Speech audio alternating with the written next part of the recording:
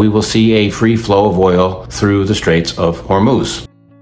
Hi, this is Jim Perry at Perry Capital. It's been another fascinating week in markets. The S&P 500 rallied 3.6%, having broken out of a 3-month trading range to an all-time high. The Nasdaq was up 5%, and the information technology sector was up over 7%. The rally's really been supported by three things: tremendous Q2 corporate earnings, renewed AI enthusiasm, and belief on the part of oil traders that we will see a free flow of oil through the Straits of Hormuz. The biggest story in finance is the stock market, and the biggest story in the stock market is the volatility that we've seen between its various sectors and with individual stocks versus the broad indices. The VIX, which measures volatility in the S&P, is at 15. That's down about 50% the last 2 months. And individual equity volatility is at about 40, and that's up about 50% the last few months. So this is a new development. Investors are becoming a little bit more comfortable with it. We should expect more of it in the future because it's a hallmark of periods of great disruption in the economy, which we certainly have now. First of all, S&P 500 is up 13% year to date. The Dow is up 12, and the Nasdaq's up 15.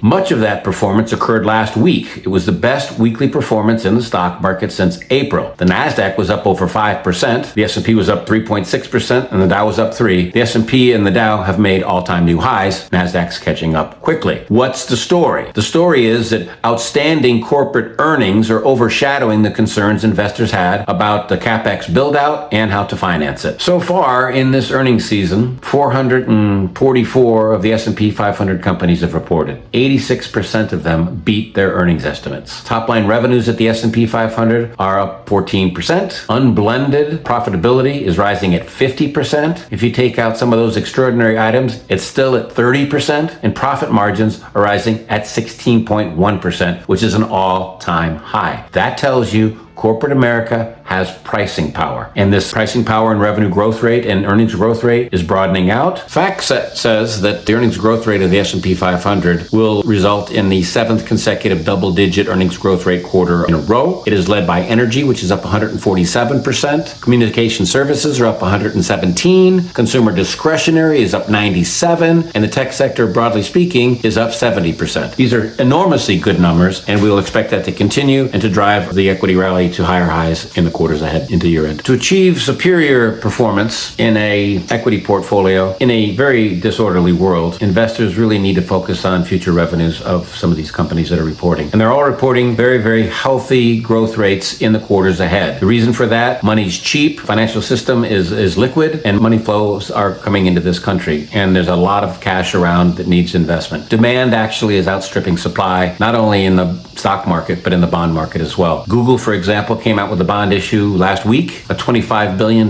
multi-tranche deal. That issue was oversubscribed by a factor of almost 5 to 1. That has been the case for most of these big CapEx bond issuance, and there's more to come, and the bond market will be able to handle it. And it's not just the bond market, it's private debt, it's private equity, it's structured product, it's leveraged loans. There's a demand for fixed income product around the world, and all these pensions and endowments and foundations and insurance companies, and they're happy to pick up bond yields from Google at 6% or 6.5% because Google's revenues are growing at 80%. It's a pretty good bet for a bond investor. As far as equities, I still have the major sectors. I'm overweight tech. I'm overweight the top 100 Nasdaq firms and the Mag 7 and NVIDIA. That will continue until further notice. The Atlanta Fed is currently forecasting an economic output growth rate in the United States economy at 5.8% in the third quarter. That's a very high number. Might be downgraded a little bit, but it's a strong growth number. At the same time, business inflation expectations 1 year out are falling. They're at 2.2%. Inflation expectations at the wholesale level are in fact falling, and a big part of that, of course, will be lower oil. But the point is, unit labor costs are falling too, and productivity is going up. So I think the economy's in pretty good shape. I think the stock market's not going to get sidetracked by any kind of a liquidity squeeze in the financial system. And I think demand, again, in the bond market and the stock market is outstripping supply. So lower inflation expectations, Fed's still in easing mode. Oil traders think oil is going to be lower by the end of the year. Let's hope so, because it's a mess over there. Good luck, everybody. Bye.